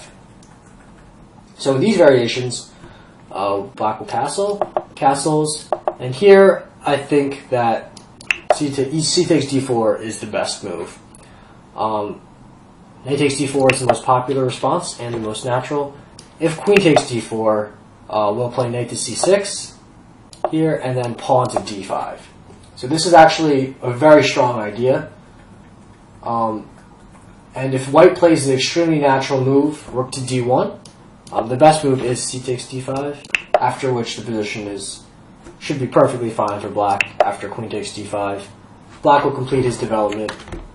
Bishop f5, rook d8, rook c8, and I really see no issues at all for black. But if rook d1, there's actually the very strong move, pawn to d4. This is extremely strong, and really, there's no good response for white in this position. So, knight c3 is the most natural move, attempting to develop his pieces if bishop e3, e5 is very, very strong. And of course, if knight takes d4, I should mention e5, this rook is pinned. So knight to c3 looks like the most natural move, threatening to take this pawn, but here black actually has the brilliant queen sacrifice, d takes c3. This is fantastic, and in this position, black is just simply better. This queen sacrifice is 100% sound, and in fact, black has a pretty big advantage here, I think. So, rook takes d8, rook takes d8, and now b takes c3. Otherwise, c2 could come, or c takes b2 could come. But this leads to some problems after rook d1 check, bishop f1, and now really brilliant move, pawn to h6. The idea is actually very simple. White can't stop g5, which traps his queen. It's really brilliant. I was very, very happy to find this resource, and I think it just leads to a huge advantage for black. And if we move like queen to f4, we can play e5 and then bishop to h3. And after knight d2, this rook can come to d8, and there's going to be some very big problems for white to try to defend and keep all his pieces intact. Black has a big advantage. The best I could find for white was to go for this worst position after bishop b2, takes, g5, takes.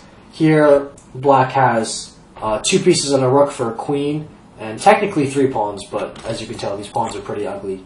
But more important than that, white's pieces are really awful. Black has great development, great initiative, and absolutely no problems at all after bishop e6. In fact, I would much rather be black in this position. After queen b5, we could simply centralize our rook with rook d8, and I think black is already very, very comfortable and objectively better.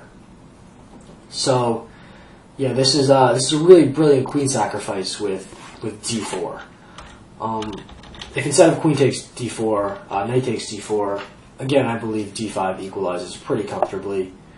Takes. I don't see any issues at all for black here. If knight b5, we can simply protect our knight with bishop e6. And other than that, I feel like the structure is very symmetrical, so I don't see any reason for black to be afraid of this position at all. So let's delve into the critical line, which is, then 3 bishop g7, bishop g2 castles, d5. So this is the main line. Benoni, not the Grunfeld. And the reason why I think this bishop g2 variation is not good is because, first of all, this bishop is completely blunted by this pawn on d5. So the bishop is not a strong piece. In fact, it's a pretty poor piece. On top of that, the bishop would much rather be on the f1, a6 diagonal because, as we'll see after e6, castles, takes, d6, knight c3, black's main source of counterplay is on the queen side, and that will entail the move b7, b5. With the bishop on g2, this bishop is not preventing the pawn from coming to b5. So this bishop is not only not doing anything, it was actually more useful on its initial starting square. So for these reasons, I believe that while the Benoni is a dubious opening against g3, I feel like the Benoni is perfectly valid, and a lot of strong players have come to this conclusion as well, and will only play the Benoni when their opponent has played g3. So here in this position, rook e8 is the move I'm going to recommend. And now there's several different moves for white. White can try, for instance, pawn to a4 to prevent b5, but this runs into knight e4, which is a very common idea. Since black has less space, he would like to trade pieces, of course, and this bishop opening up is an added benefit. And after knight to e4, I don't think that there are any problems here. I believe that Caruana won a nice game against Grischuk from this position. After takes, after knight d2, there's this very nice idea of putting the rook on b4, exerting a lot of pressure on the white queen side. There are other options. For instance, instead of a4, very common is the move bishop to f4, which is perhaps the main line. Also possible is knight to d2. So let's take a look at knight to d2 first. Here, I believe knight d7 is the best move. And after a4, we simply play b6. And our bishop is going to come out to a6, supporting c4, after which the knight can come into c5. Black is again getting good queenside counterplay. And after knight to c4, as we mentioned before, exchanges always favor us. Knight to e5 is a good position. Takes. Black is perfectly fine here. After bishop to f4, we can play the move knight to a6. So I quite like this idea. And now, after rook to e1, which looks very natural to support e4, we'll play bishop to g4. Now, this light square bishop is often a problem in the Benoni. It's simply not a good piece. There's not many good squares for it. Black's counterplay is mostly focused on the dark squares. So we'll be happy to exchange this bishop for this knight. So after h3, we're very happy to take, and then play knight d7. The point being, after bishop takes d6, queen b6 will fork these two pieces. And in this position, I believe black has absolutely no problems. In general, the g3 Benoni is not very threatening. You can take a closer look in my file to try to understand why it's not threatening. I got into a lot more detail there, but in general, as long as you're familiar with the ideas of playing knight to e4 and playing b6, bishop a6, or playing knight a6, knight c7, as long as you're familiar with all these typical Benoni ideas, or perhaps after knight d7, playing c4, knight c5, as long as you're familiar with these ideas, I believe that you'll be doing fine in the Benoni. The positions are pretty easy to play. There's a very strong bishop, and honestly, I'm not really sure what white's plan should be. It's very difficult for white to come up with a plan. So on that note, I believe that against g3, c5 is the best way to meet g3, because this Benoni with g3 is absolutely harmless for black. Hello everybody, so now we're going to take a look at one of the main lines in the Grunfeld, the open Grunfeld. Bishop c4, castles, knight e2, bishop e3, knight c6. So this position can be reached in several different move orders, but the move order isn't really important. We'll reach this position. And now White does have an alternative here to the normal castles. He can play the move rook c1, but in my opinion this move is quite silly. After c takes d4, c takes d4, queen a5 check, I don't see any problems at all for black. After queen d2 takes, bishop takes, excuse me, king takes, rook d8, this pawn on d4 is under a lot of pressure and black has no problems. And of course, if king f1 is played, this cannot be good at all. I think queen a3, the queen on a3 actually serves a nice purpose. This prevents f3 because the bishop is hanging, and the queen can always drop back to d6 with no problems. And here, black is absolutely fine. So castles is pretty much the only serious move. And after castles, we're going to play the move queen to c7, very natural. Rook c1 is pretty much universally played. The rook is very well placed on the c-file. I don't see another useful move for white. And here, I quite like the move pawn to b6. So the idea of this move is, okay, if white tries to win a pawn, this doesn't end well for him because black gets excellent play after knight to e5. B takes c5 is also perfectly fine, but I prefer gaining quick activity with knight e5. For bishop d5, we can simply play bishop d7. And after takes, we see that white's extra pawn is either the a pawn or the c pawn, and these pawns are both quite weak. And in the meantime, black has gotten excellent activity with this really strong knight and this beautiful bishop on g7.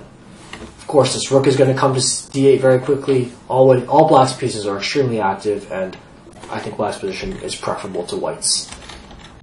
So d takes d5 isn't really a good move, but white does have several other options.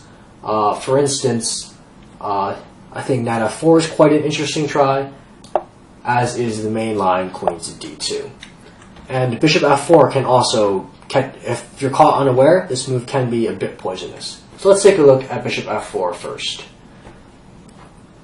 e5 is the best move, and bishop g3. In fact, bishop e3 is not altogether ridiculous, but after mass exchanges in the center, mass liquidation,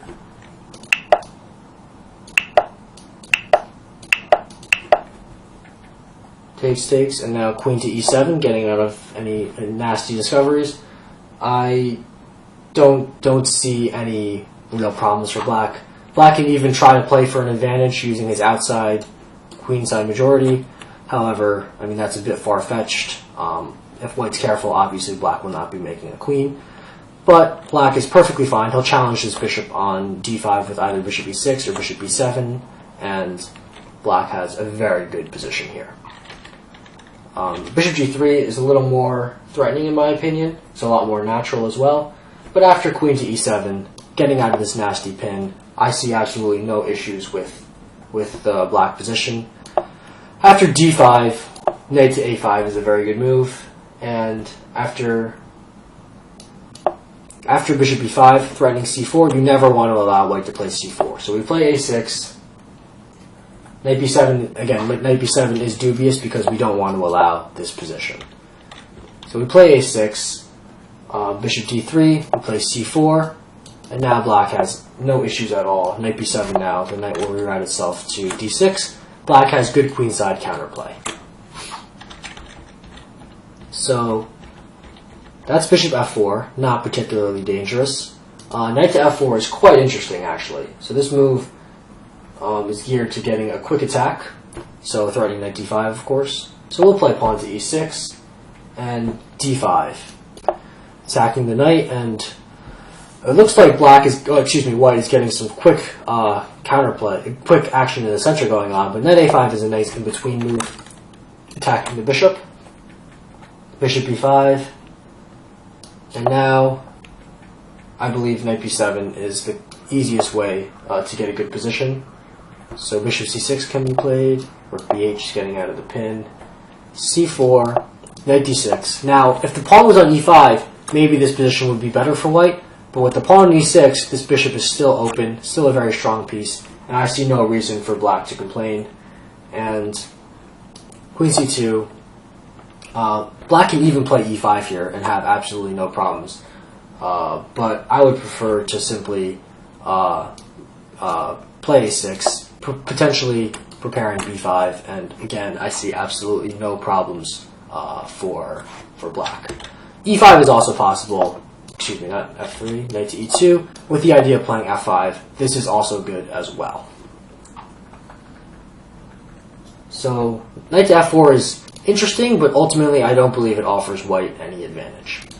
And now queen to d2 is the main line in my opinion, and after bishop b7, white is simply trying to trade off black's very strong bishop on g7. Now, I'm going to give you two options here. I think rook d8 is a good move, but e6 is also quite interesting as well. The reason is black's ideal setup in a perfect world would have the rooks on d8 and c8. However, the problem with this is the rook coming to d8 can leave the king side a bit exposed. So e6 is geared towards trying to get the ideal setup of the rook on d8 and the rook on c8. Unfortunately, after e6, bishop takes g7, king takes g7, white can force a draw after knight to f4, which is something that I don't really like to allow. And there's some threats of bishop takes e6, so after queen d6, knight h5 check, white will give perpetual check. And I don't really like this. However, if white doesn't play knight f4, I think black has a pretty good position. Rook d1, rook d8, for instance, and then this other rook will come to c8. Black has got his ideal setup, absolutely no problems whatsoever. But again, this way of white to force a draw really bothers me, so rook a d8 I think is also a good move and does not allow white to force a draw. So takes. Here white is well advised to get out of the pin with queen to e3. If white gets ambitious and tries to play a move like f4, I think queen d6 is quite strong, just putting a lot of pressure on the white center. And after d5, knight a5 is a good move. And after bishop e3, we can simply hit white with pawn to e6. And this sort of advance from white is never really offers any advantage, because f6 will simply break down the center very, very quickly. So, yeah, f4 I believe is dubious, and I think queen e3 is the best move. And here I think the best path for black is to simply strike in the center right away with e5. After d5, knight e7. This knight can always sneak its way back to d6, blockading the advanced pawn, of course. And after the knight gets to d6, he can prepare for f5. Black has no real weaknesses. I think black's position is very, very acceptable.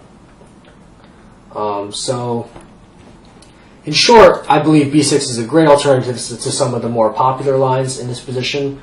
I think rook d8 is the old main move, which I don't really think is particularly strong, but I quite like 11b6. I think it offers black very good chances to get active counterplay, on top of being quite a solid move. Hello everybody, so today we're going to take a look at the bishop e3 lines of the Grunfeld. They can either be played with knight f3 included, or without knight f3 included. So let's take a look at bishop e3 without knight f3 included. So black, in these variations, will often play c5 and queen a5 before castling, because those moves are a lot more useful than castles, and in a lot of variations, one tempo can make a big difference. So we play c5, queen d2, and now queen a5.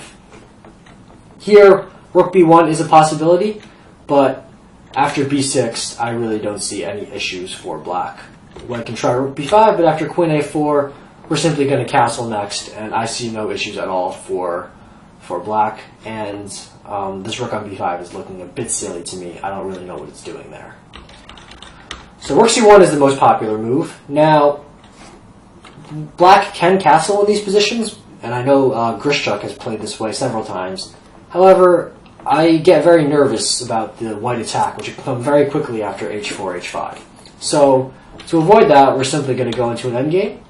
Takes, bishop takes, and now, of course, we can't take on d4 because the bishop on c8 is hanging. So we castle, we prevent d5, and after knight c6, d5, takes, bishop e6, excuse me, knight d4 is also possible, but I believe bishop e6 is a stronger move. Takes. This pawn can be considered a slight weakness, but it's very difficult for white to successfully attack it, and in the meantime, black is going to get very good central play. I see absolutely no problems here for black at all.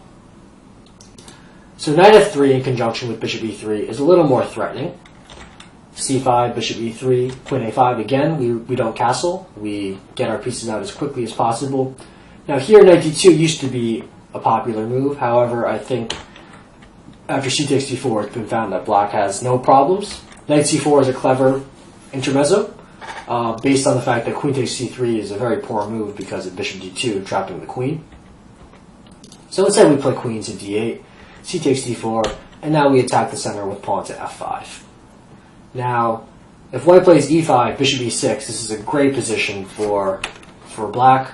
Black has a firm blockade on the light squares. Knight c6 will come, attacking the d4 pawn, which is a permanent weakness. I see, in my opinion, I think that black has a much more comfortable game here.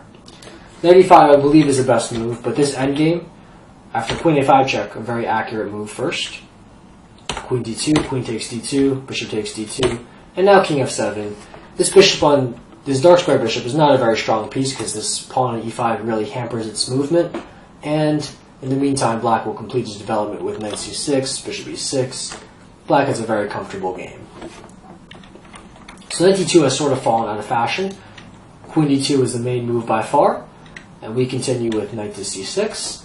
Now, rook b1 is the best move in my opinion. Rook c1 will lead to similar positions, but as we'll see that rook b1 is a slight improvement. So a6 is the move that I'm going to suggest, because after b6, bishop b5 is a move I really don't want to allow. White is going to really ruin black's coordination.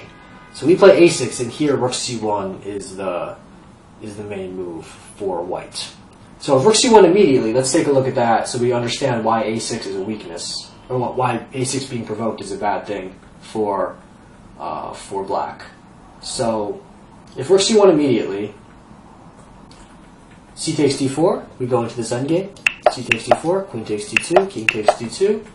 Now we can castle, as we do in the main line. And d5, rook d8. Unlike the main line, the pawn is not on a6, it's on a7. So this c6 knight will find a stable home. So king e1. Here knight a5 is the main move, which of course is impossible with the pawn on a6 because of bishop b6. But here I'm going to even recommend a rare move, knight to b4. And the point is, this knight is going to hop its way to the c5 square. And after bishop takes a6, takes, bishop a5, rook d7. White is going to have his center be broken apart with f5. Black has absolutely no problems here. He has the two bishops on an open board. And even though at the moment they look a bit passive, especially this bishop on c8, they'll be activated very quickly once the white center falls apart, and black should have no problems here at all. So let's take a look at the lines where a6 is provoked. a6, rook c1. So we follow the same pattern. Here, e6, as we see, the point is now the bishop can come to b6. There's a weakness. e6 is the main move and should be fine, but I prefer the very rare move castles, which has been dismissed as just being a bad move, but I believe unfairly so. So d5, rook d8, same as before. Now with bishop b6, this option wasn't available with the pawn on a7, but here this isn't so strong because I can simply play bishop h6 check, and I don't see anything better for white than simply repeating. So instead of bishop b6, white can try king to e1, after which there's actually a novelty, a pretty strong one in my opinion, knight to a7. The point is that the knight is going to come out via b5 to d6. So, and another idea is knight b4 is strongly met by bishop d2, and this knight doesn't really have a good square to go to. So this move knight a7, I believe, is quite strong. Bishop to b6, and now we play rook to e8. and after pretty much any move, knight b5 is going to come next. So let's say king to d2, we'll play knight b5. After a move like a4, we'll play knight d6. The bishop will hop out to g4, and slowly but surely, black will unravel his pieces, complete his development, and have an absolutely fine game. An important note, by the way, after bishop d4, instead of king d2, we want to keep our bishop. So we'll play the move bishop to f8, and in fact it turns out this bishop on d4 is pretty poorly placed to deal with knight to b5. And yeah, the bishop will have to move, and this knight will come to b5. Black has absolutely no problems here at all. So, to recap, in these lines where white tries to play bishop e3, either with the inclusion of knight f3 or without, it's important to play c5 and then queen a5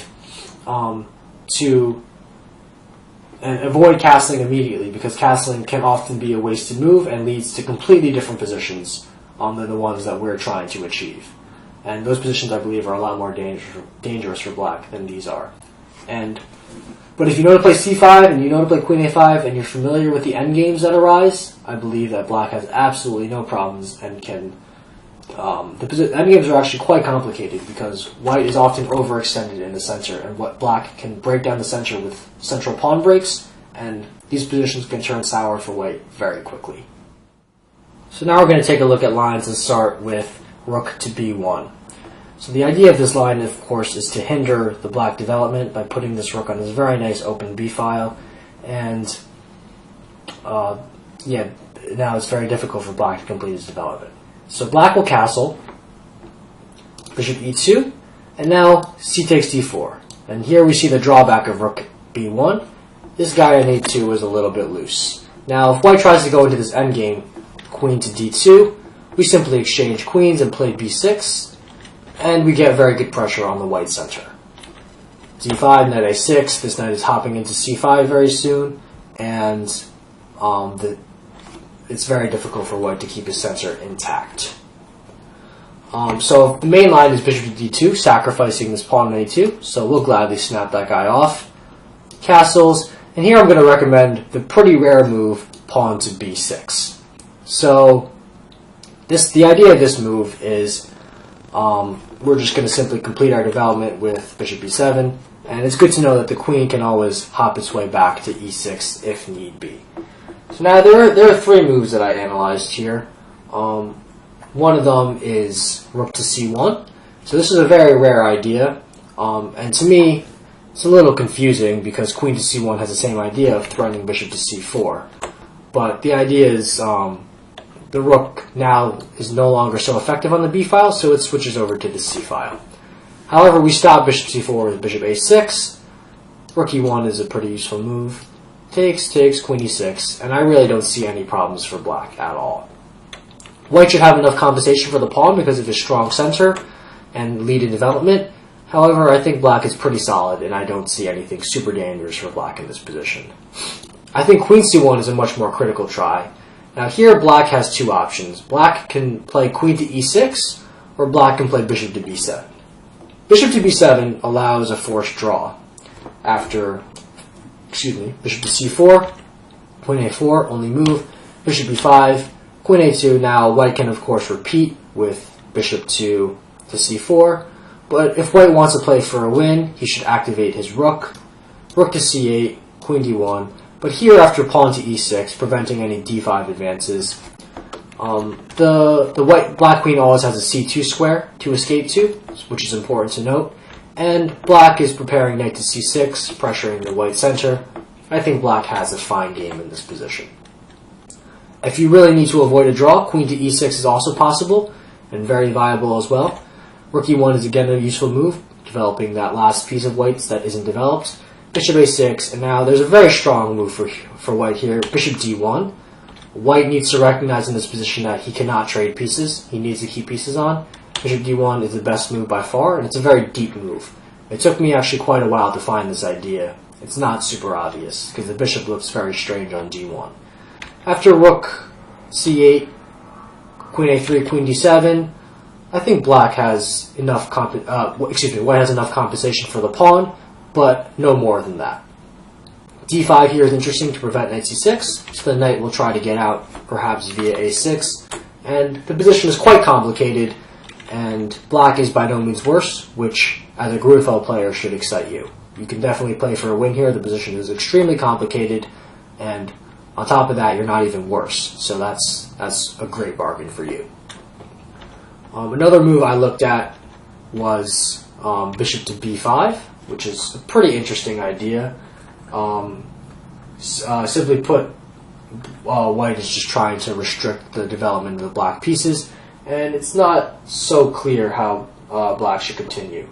I like the move bishop to d7, trying to chase this bishop away, but the bishop is slightly misplaced on d7. So white can try bishop d3 or rook a1. Bishop d3, excuse me, went back too far. Bishop d3 is met by knight to c6, attacking the center, and then this idea again, knight to a5. Just the knight allows the queen to maybe drop to b3 after the rook attacks it. It also opens up the c-file for the black rooks to get into the game. And again, after rook a1, queen to b3. I believe black is fine there and actually has good chances in this position to play for a win. For instance, queen takes b3, knight takes b3, and after that, white will get his pawn back after rook a3, then a5, takes, but as we notice, black has the two bishops, always good in an open position, and an outside pass pawn. So after rook c8, black is getting very good counterplay. Rook a1 is the last try for white, after which we played queen to e6, bishop d3. Now knight c6 isn't possible because of d5, so we simply pop our queen over to d6. Now knight c6 is a sort of a threat, so e5 can be played. And now queen e2. It looks like there are going to be some problems, but tactically everything works out. Knight to c6 is a strong move. Knight takes d4. Very nice in-between move. And this position is perfectly fine for black. He has two bishops and two connected pass pawns in exchange for a rook, which is very good compensation. I think black has no problems here being equal, and also it's a very dynamic sort of equality. So both sides can obviously play for a win, which again, as a Grunfeld player, is something that should excite you. So that wraps up our coverage of rook b1. While it's one of the sharpest lines, I think the best way to handle it is to take the bull by the horns, play queen a5, win this pawn on a2, and I really don't see any reason for black to complain in these positions. So that concludes our coverage of the Grunfeld defense. I've given you all my preparation, and I was very satisfied with it, so I assume that you will be too. I've had phenomenal results with the Grunfeld, and I think that's a result of just loving tactical positions. So if you love tactical positions, you'll have a great time too. Black's plans are very simple. He'll strike in the center whenever white builds up his big center with either c5 or e5, and attack it with his pieces, and prove that white has overextended himself. And for good reason, the Grunfeld is the favorite opening of many, many strong players. Peter Svidler, of course, is the main example that comes to mind, but of course Fabiano Caruana, Alexander Grischuk, everyone plays a Grunfeld these days, and everyone loves it because it gives black a great chance to play for a win, while also being an extremely strategically sound opening. And I've enjoyed great success with the Grunfeld, and now that you have my preparation, I hope that you'll enjoy the same success that I have.